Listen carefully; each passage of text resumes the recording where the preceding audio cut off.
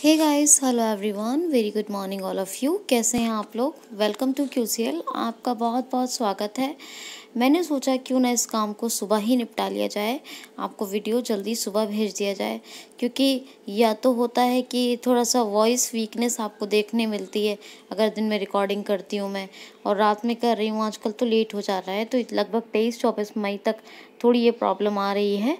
तो मेरी कोशिश रहेगी कि या तो मॉर्निंग में या फिर मैं नाइट या इवनिंग में जल्दी आपको दे दूँ वीडियो, लेकिन आफ्टरनून में थोड़ा सा अगर लेट हो या ना आ पाए, आफ्टरनून मॉर्निंग या इवनिंग में आए, तो आप समझिएगा कि यस, वीडियो तो डेफिनेटली वी विल गेट।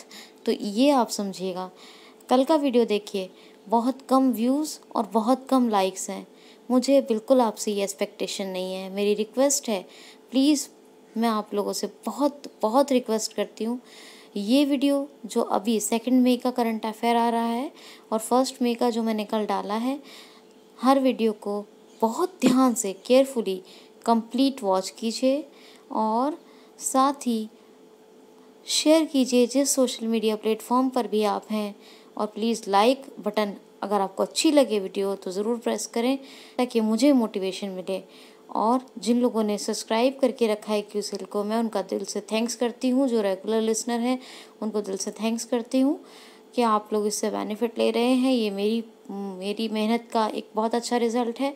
दूसरी चीज़ ये कि आप लोगों से साथ ही रिक्वेस्ट करूँगी कि प्लीज़ सब्सक्रिप्शन में ज़्यादा से ज़्यादा सपोर्ट करें मुझे और QCL चैनल को, और ज़्यादा से ज़्यादा वीडियो को लाइक और शेयर करें और कंप्लीट वॉच ज़रूर करें। चलिए पहला क्वेश्चन लेते हैं। हाल ही में क्वेश्चन नंबर 1 है, हाल ही में अभी अंतर्राष्ट्रीय श्रम दिवस कब मनाया गया है? अंतर्राष्ट्रीय श्रम दिवस कब मनाया गया है? तो इंटरनेशनल लेबर डे कब मनाया गया है? तो ये मनाया गया है 1 मई को। कब मनाया गया है? 1 मई को। 1 मई को मनाया गया है अंतर्राष्ट्रीय श्रम दिवस। देखिए, इसी को क्या कहते हैं? इसी को कहते हैं मई दिवस भी कहते हैं। मैं 3 साल से आपको करंट अफेयर पढ़ा रही हूँ। ये बात और है कि कुछ लोग मुझे व्हाट्सएप पे सुनते होंगे और कुछ मुझे यूट्यूब पे सुन रहे होंगे। अब मैं व्हाट्सएप पे वीडियो नहीं सेंड करती हूँ। लगभग 1 साल से व्हाट्सएप पे आपको कोई वीडियो नहीं मिलता है, सिर्फ यूट्यूब पे ही वीडियो बनते हैं और यूट्यूब पे ही मिलते हैं। तो मैंने, जो लोग पहले व्हाट्सएप वाले लोग अगर मुझे यूट्यूब पे सुनते हैं तो उन्हें पता होगा कि मैंने आपको बताया था कि ये अंतर्राष्ट्रीय श्रम दिवस, मई दिवस और कामगर दिवस तीनों नाम से जाना जाता है। क्या? International labour day. अब ये श्रमिकों को प्रोत्साहित करने और उनकी समस्याओं पर नज़र डालने और उनके प्रति मतलब उनका समाधान करने हेतु ये मनाया जाता है। श्रमिकों को ये समर्पित है। ठीक है, तो ये अंतर्राष्ट्रीय श्रम दिवस क्या है? ये अंतर्राष्ट्रीय श्रम दिवस। तो श्रमिकों के द्वारा होता है, इसलिए मैंने श्रमिक दिवस कहा।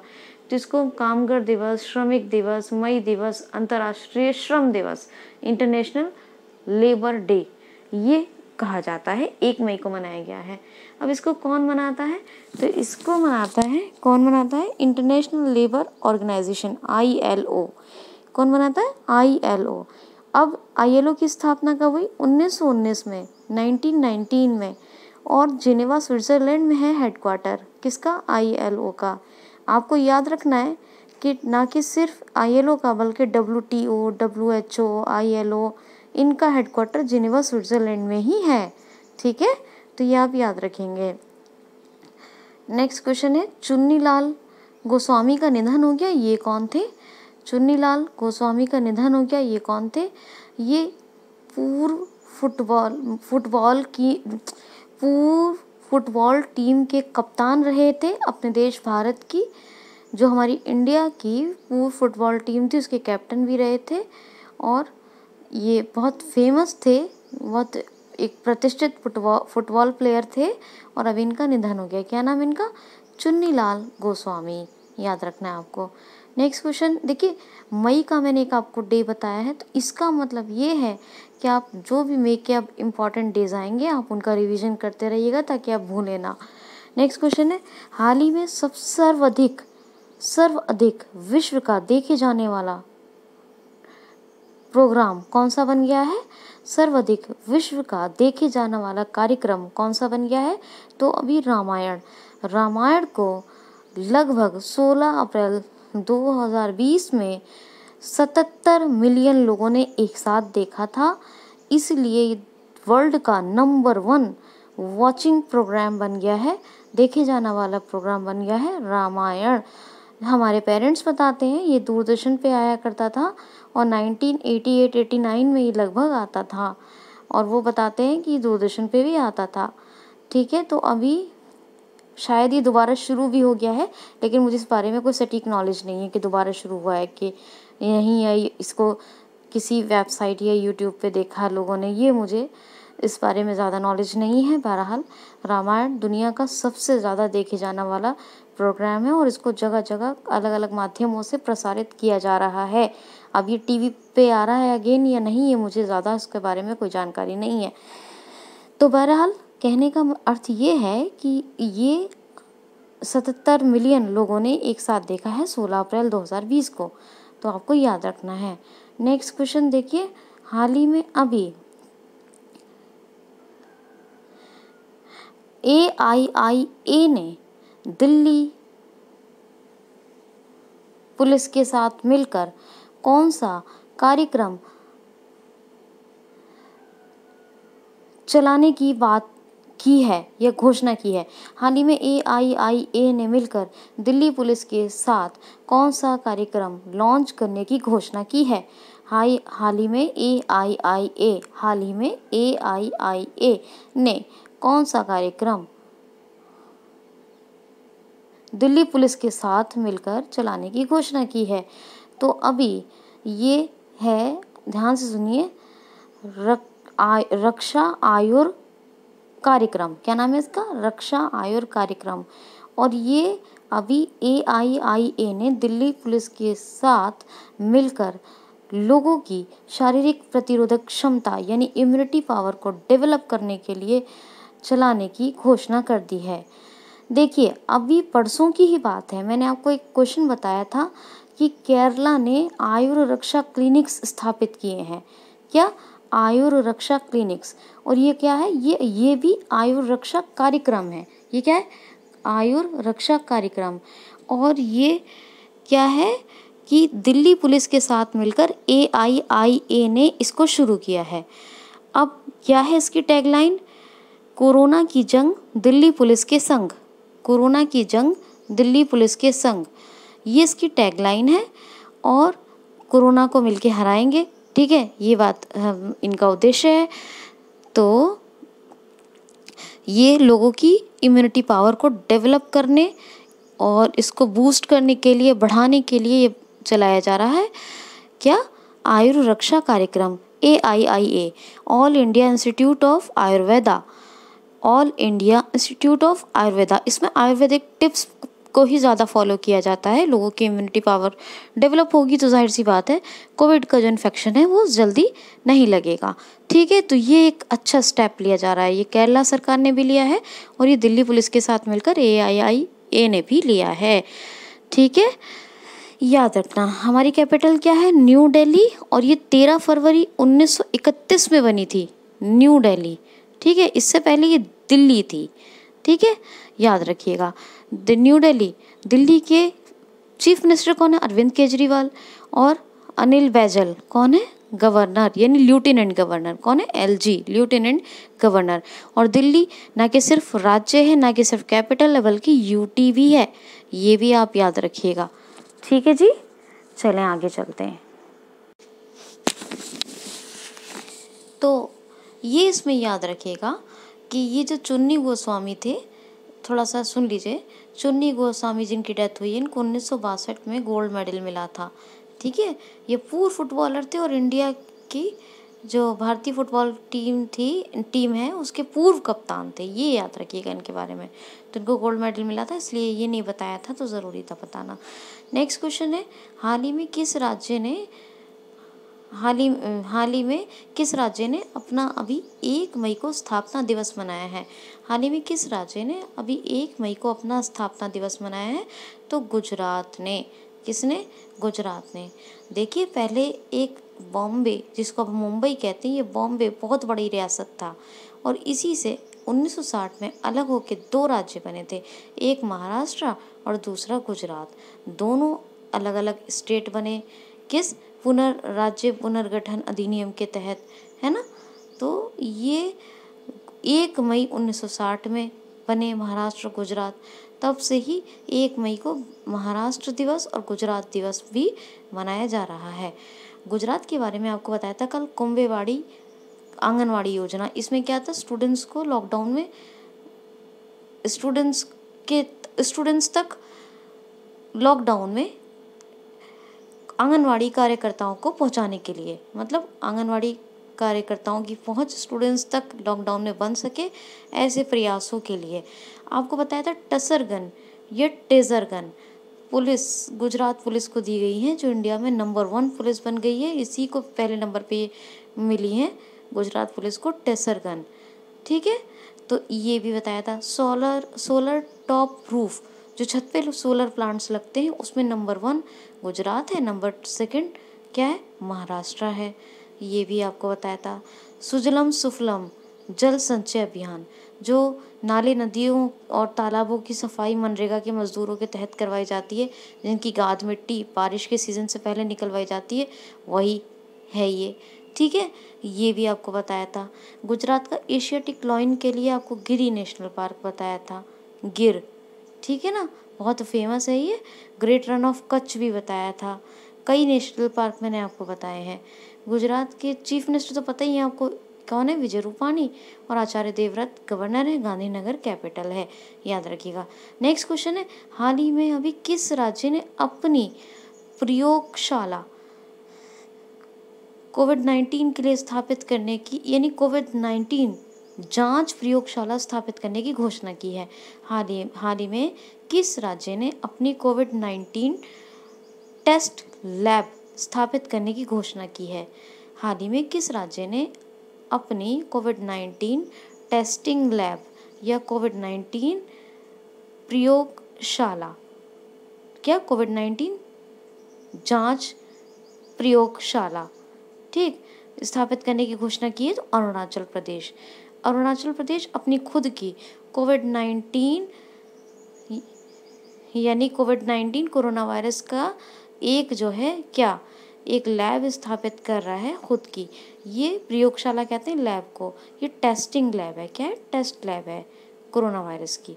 ठीक है, ये अरुणाचल प्रदेश बना रहा है अपने कोरोना वायरस के मरीजों की जांच के लिए।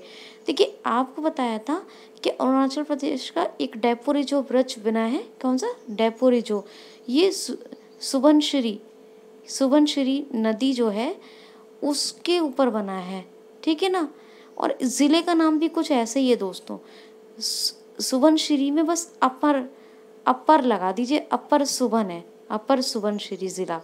ठीक है, और सुबनश्री रिवर के ऊपर बना है ये डेपोरिजो ब्रिज। आपको बताया था अरुणाचल प्रदेश के मी बडी ऐप और कोविड केयर ऐप दोनों कोरोना वायरस के लिए आए थे। मी बडी और कोविड केयर कोरोना वायरस से सेफ्टी और बचाव के लिए, ठीक, और रक्षा के लिए बनाए गए थे। कोरोना वायरस की मैंने बताया था एक लॉकडाउन की प्रथा पहले से बहुत मशहूर है। यहाँ पर एक जनजातियाँ होती हैं, कोई कुछ 2-4 मतलब कुछ जनजातियाँ हैं। कौन कौन सी, तो नाम तो एक्चुअली उनके मुझे नहीं मिले, पर कुछ एक जनजातियाँ हैं, होंगी अब जितनी भी हैं, 8-10, ये 2-4 कुछ जनजातियाँ हैं जो लॉकडाउन की प्रथा को पहले से फॉलो करती हैं। साल में कुछ दिन को खुद को क्वारंटाइन कर लेती हैं, खुद को क्वारंटाइन करती हैं। तो इस प्रथा को कहते हैं अर्रिनम, अर्रिनम, ARRINAM, अर्रिनम। ठीक है, याद रखिएगा। और एक चीज़ ये भी है कि अरुणाचल प्रदेश में एक ग्रीन पिट वाइपर नाम की एक प्रजाति मिली थी स्नेक की, जो वर्ल्ड का सबसे ज़्यादा जहरीला सांप है। ठीक है ना, तो ये भी आप इसके बारे में मतलब थोड़ा याद रखिएगा, क्योंकि ये भी करंट का क्वेश्चन बन सकता है। और तो और मैं आपको बताऊं कि एक हॉर्नबिल फेस्टिवल होता है जो नागालैंड में मनाया जाता है। यहाँ पे एक फेस्टिवल चलता है पक्के हॉर्नबिल फेस्टिवल, पक्के हॉर्नबिल फेस्टिवल, और ये मनाया जाता है। और पक्के हॉर्नबिल से याद रखिए पक्के टाइगर रिजर्व अरुणाचल प्रदेश का, कौन सा, पक्के टाइगर रिजर्व, ये भी याद रखिए। और आपको बताती हूँ और कौन सा फैक्ट एक आध, और ईटानगर में ये बन रही है प्रयोगशाला, कोविड-19 प्रयोगशाला ईटानगर में बन रही है, ठीक है। तो ये आपको याद रखना है। क्या याद रखेंगे, ईटानगर में बन रही है।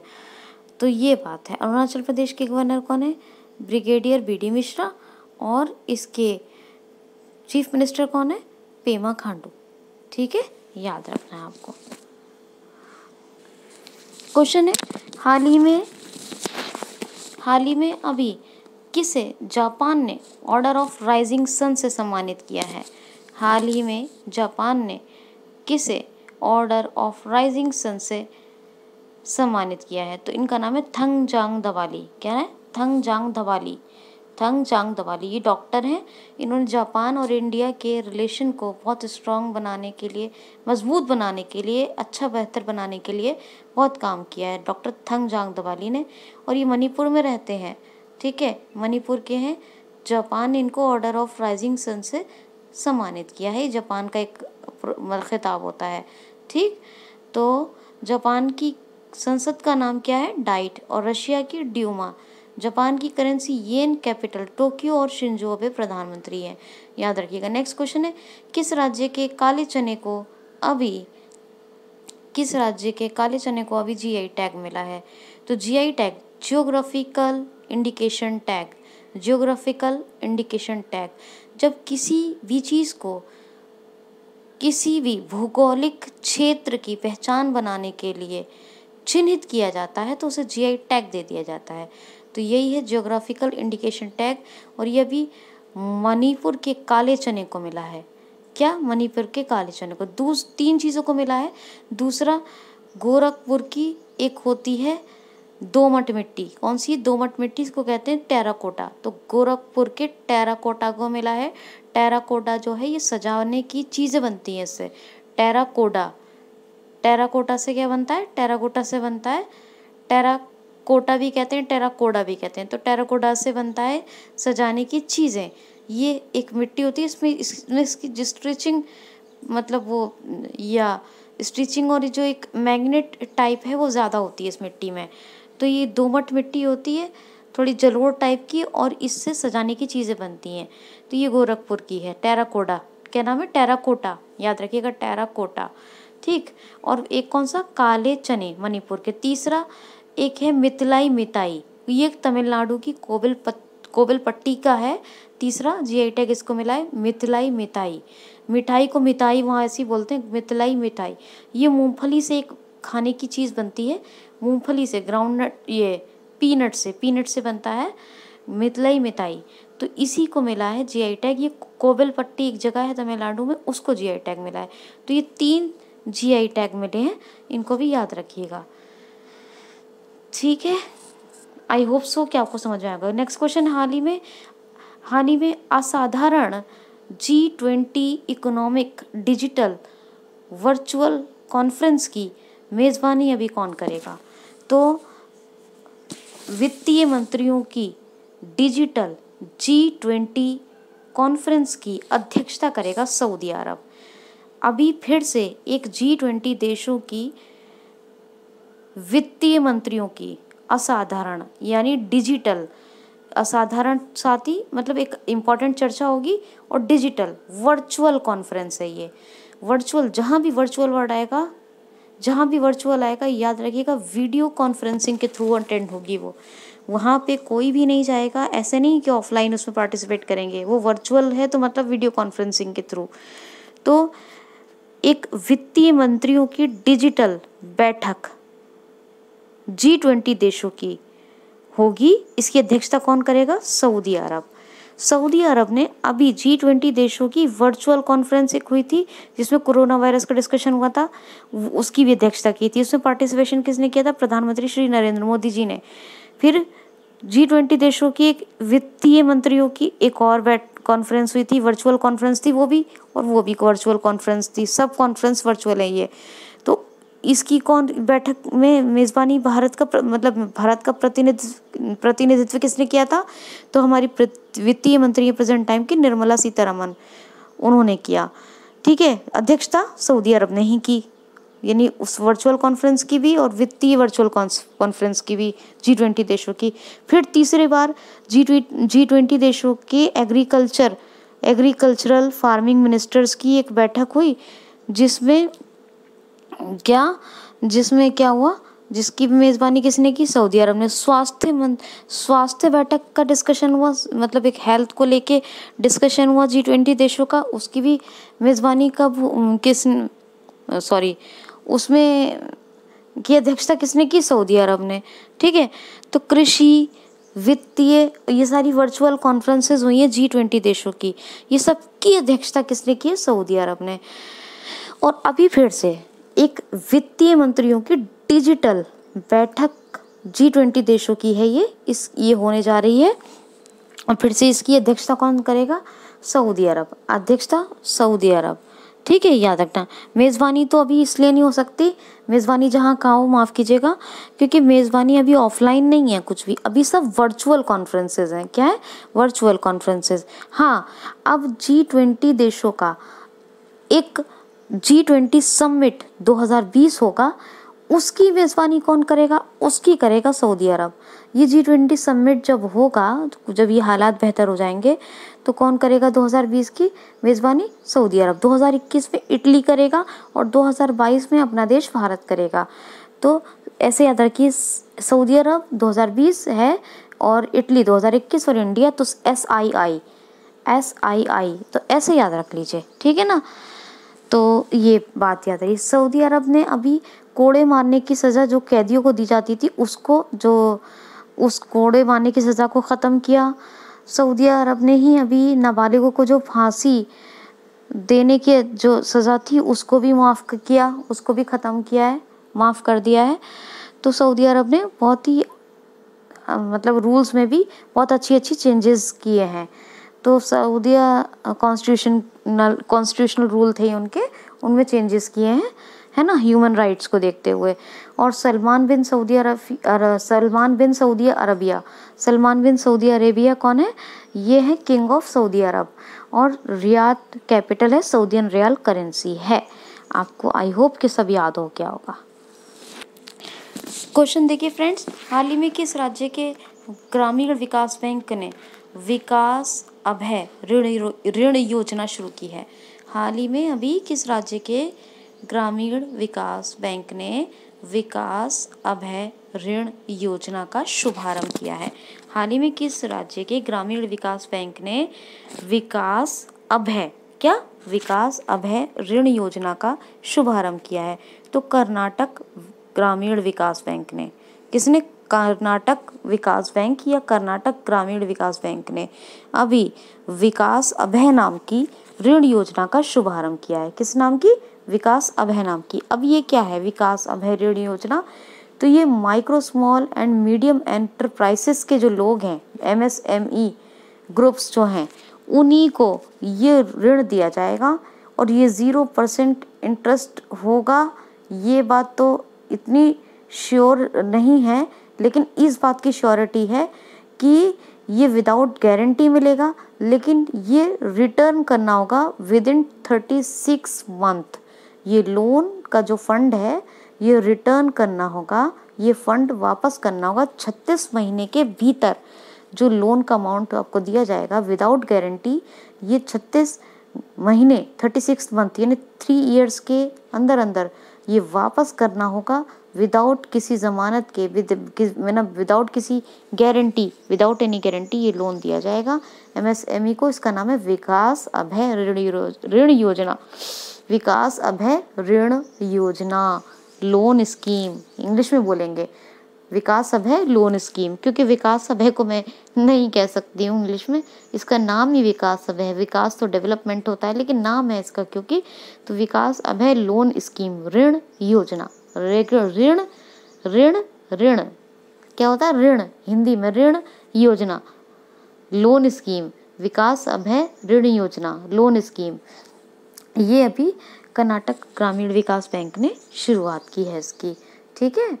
तो ये आपको याद रखना है। इस पे इंटरेस्ट भी बिल्कुल ना ही बराबर होगा, 0% इंटरेस्ट वाली बात मुझे कहीं नहीं मिली। बहरहाल ये बात 100% श्योर है कि ये विकास अभय ऋण योजना के तहत जो फंड दिया जाएगा वो विदाउट एनी गारंटी लोन जो मिलेगा, और वो लोन आपको 36 महीने के भीतर वापस करना है, ठीक, याद रखना है। नेक्स्ट क्वेश्चन देखिए, हाल ही में अभी निकाई एशियाई पुरस्कार से किसको सम्मानित किया जाएगा? निकाई एशियाई पुरस्कार से किसको सम्मानित किया जाएगा? तो प्रोफेसर टी प्रदीप को। किसको? प्रोफेसर टी प्रदीप को। तो निकाई एशियाई पुरस्कार ये उन लोगों को दिया जाता है जो कुछ बेहतर काम करते हैं पूरी कम्युनिटी के लिए, ठीक है। जो जैसे कि ये प्रोफेसर टी प्रदीप, इन्होंने क्या किया था? इन्होंने वाटर प्यूरिफिकेशन की नैनो टेक्नोलॉजी को डेवलप किया था, यानी नैनो टेक्नोलॉजी को खोजा था। किसकी? वाटर प्यूरिफिकेशन नैनो टेक्नोलॉजी को ये किया था, लॉन्च किया था, इसका ये डिस्कवर किया था। तो डेवलप करने वाले कौन है?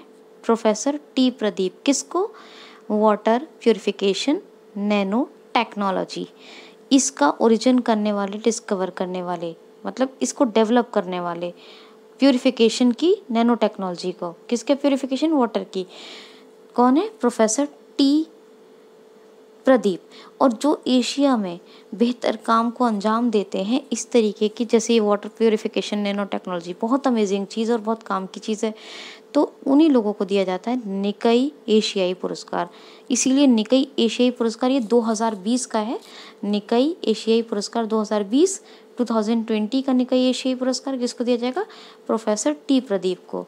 नेक्स्ट क्वेश्चन देखिए, हाल ही में अभी किस राज्य के मुख्यमंत्री ने कार्य पारदर्शिता को सुनिश्चित करने के लिए एक ऑनलाइन पोर्टल लॉन्च किया है?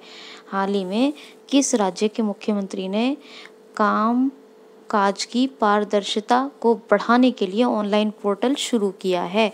हाल ही में किस स्टेट के चीफ मिनिस्टर ने अभी वर्क ट्रांसपेरेंसी को सुनिश्चित करने के लिए एक ऑनलाइन पोर्टल लॉन्च किया है? तो सिक्किम के जो है, क्या है? सिक्किम के चीफ मिनिस्टर है, इनका नाम है प्रेम सिंह तमांग। क्या नाम है? प्रेम सिंह तमांग। तो प्रेम सिंह तमांग ने कहा है कि जो भी गवर्नमेंट लाती है, स्कीम्स लाती है, जो भी का प्रोग्राम्स लॉन्च करती है, तो उनमें लाने से पहले जनता का फीडबैक मिले, जनता को अच्छा लगे। तो जनता का फीडबैक मिलने के लिए ये ऑनलाइन पोर्टल शुरू किया है। क्या है ये? वर्क ट्रांसपेरेंसी को बढ़ाने के लिए, वर्क यानी काम की पारदर्शिता को सुनिश्चित करने के लिए ये सिक्किम के चीफ मिनिस्टर यानी मुख्यमंत्री प्रेम सिंह तमांग ने इसको शुरू किया है। ये ऑनलाइन पोर्टल है जनता की फीडबैक के लिए। गंगा प्रसाद गवर्नर है और प्रेम सिंह तमांग तो हो ही गए। कौन? चीफ मिनिस्टर सिक्किम के। गंगटोक क्या है? कैपिटल है। ये आप याद रखिएगा, ठीक है। चलिए कर्नाटक के बारे में थोड़ी सी बात करेंगे। तो देखिए, ध्यान से एक बात सुनिए, ये कर्नाटक ग्रामीण बैंक का है विकास अभय ऋण योजना। किसका? कर्नाटक ग्रामीण बैंक का। इसका हेडक्वार्टर कहाँ है? धारवाड़ में। कहाँ? धारवाड़ एक जगह है कर्नाटक में। और टी गोपी कृष्ण इसके MD एंड CEO हैं। कौन? टी गोपी कृष्ण।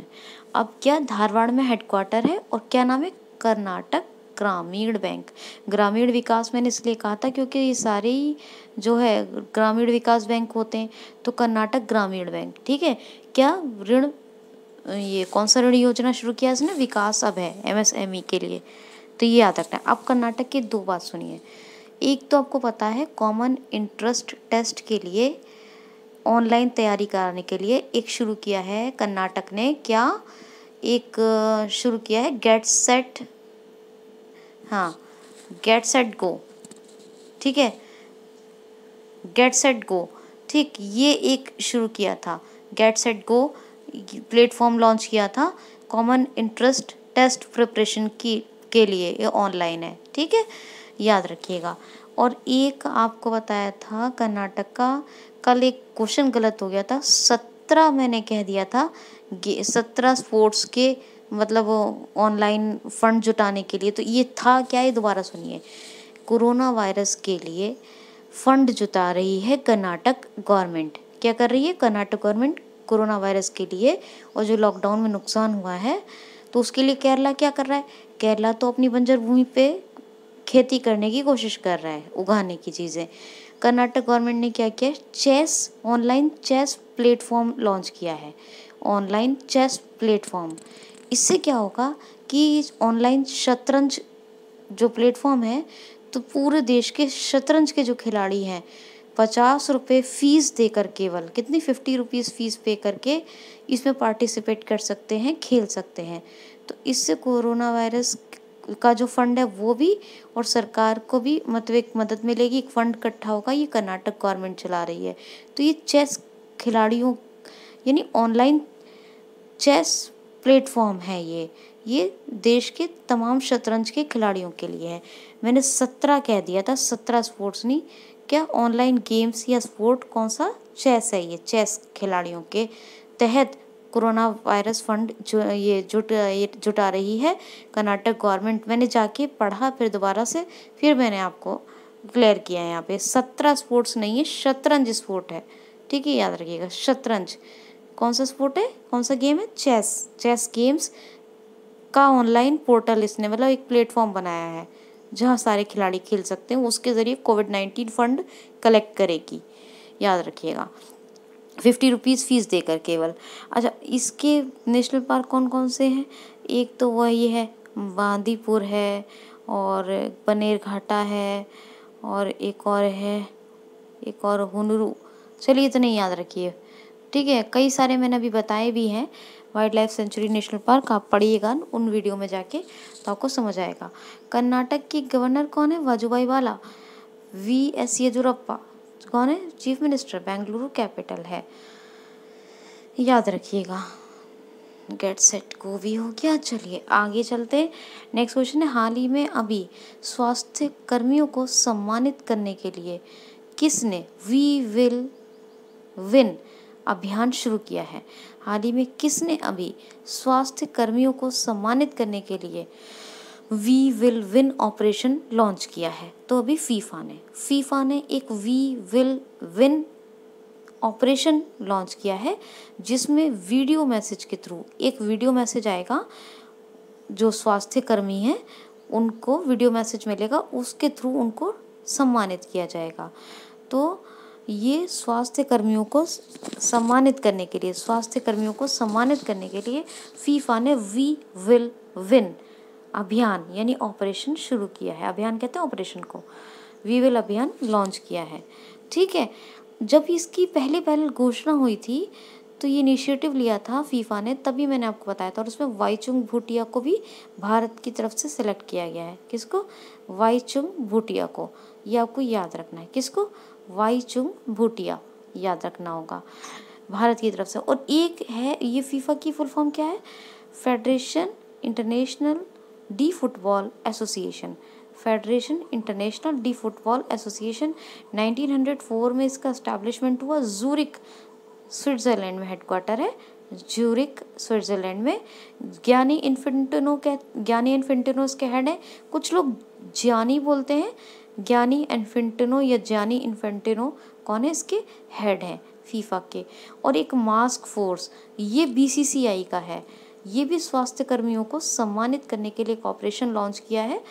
क्या ये भी एक मतलब ऑनर देने के लिए एक ऑपरेशन चलाया है, कौन सा, मास्क फोर्स, ये बीसीसीआई का है। और ये भी स्वास्थ्य कर्मियों को सम्मानित करने के लिए एक अभियान चलाया गया है, कौन सा, मास्क फोर्स, वो किसका है, बीसीसीआई का। बीसीसीआई ये क्या है, board for cricket control in India, ठीक है, BCCI मास्क फोर्स, याद रखिएगा। नेक्स्ट क्वेश्चन है, हाल ही में अभी गूगल पे इंडिया की नई सलाहकार के रूप में किसको नियुक्त किया गया है? हाल ही में गूगल पे इंडिया की नई सलाहकार के रूप में किसको नियुक्त किया गया है? तो ये है, क्या नाम है इनका, शिखा शर्मा। शिखा शर्मा ये एक्सिस बैंक की पूर्व MD एंड CEO भी थी, इनका नाम आपने सुना होगा, शिखा शर्मा। कौन थी? पहले ये MD एंड CEO थी एक्सिस बैंक की, और अभी इनको क्या गूगल पे इंडिया का सलाहकार, मुख्य सलाहकार, चीफ एडवाइज़र अपॉइंट किया गया है। शिखा शर्मा को गूगल पे इंडिया का चीफ एडवाइज़र, मुख्य सलाहकार नियुक्त किया गया है। क्यों? क्योंकि गूगल पे इंडिया एक पेमेंट गेटवे है, आपको पता है, एक पेमेंट प्लेटफॉर्म है, एक पेमेंट गेटवे है। कौन सा? गूगल का, गूगल पे इंडिया, गूगल का प्लेटफॉर्म है ये गूगल पे इंडिया। ये गेटवे, पेमेंट गेटवे है, एक्चुअली प्लेटफॉर्म का ये है गेटवे। और ये अपना एक पेटीएम कार्ड की तरह, जैसे ATM कार्ड, पेटीएम कार्ड्स होते हैं, इसकी तरह एक कार्ड लॉन्च करना चाहता है गूगल पे भी अपना, और इसी के लिए सलाहकार बनाया गया है, मुख्य सलाहकार किसको, चीफ एडवाइज़र किसको बनाया गया? शिखा शर्मा को। किसको? शिखा शर्मा गूगल पे इंडिया की नई मुख्य सलाहकार हैं, ठीक, याद रखना। नेक्स्ट क्वेश्चन देखिए, हाल ही में अभी मनरेगा के तहत सबसे ज़्यादा काम देने वाला राज्य कौन सा बन गया है? मनरेगा के तहत सर्वाधिक रोजगार प्रदान करने वाला कौन सा राज्य बन गया है? तो छत्तीसगढ़। छत्तीसगढ़ राज्य बन गया है, कौन सा? जो मनरेगा के तहत मनरेगा मजदूरों को सर्वाधिक काम प्रदान करता है, यानी सबसे ज़्यादा काम प्रोवाइड करता है, वर्क देता है मनरेगा का काम, वो सबसे पहला, यानी टॉप उसमें नाम किसका आया है? छत्तीसगढ़ का। तो छत्तीसगढ़ ऐसा राज्य बन गया है जो सबसे ज़्यादा मनरेगा मजदूरों को काम देता है। अब छत्तीसगढ़ में एक नया रायपुर का नाम क्या हो गया है? अटल नगर, चेंज करके क्या कर दिया? अटल नगर। वैसे एक क्या है, वैसे रायपुर है कैपिटल छत्तीसगढ़ की, क्या है? रायपुर। भूपेश बघेल चीफ मिनिस्टर हैं, और अनुसुईया उइके हैं गवर्नर ऑफ छत्तीसगढ़। तो दोस्तों, ये था आज का करंट अफेयर। कैसा लगा आपको ज़रूर मुझे बताइएगा प्लीज़, और कमेंट, अच्छे कमेंट्स कीजिए।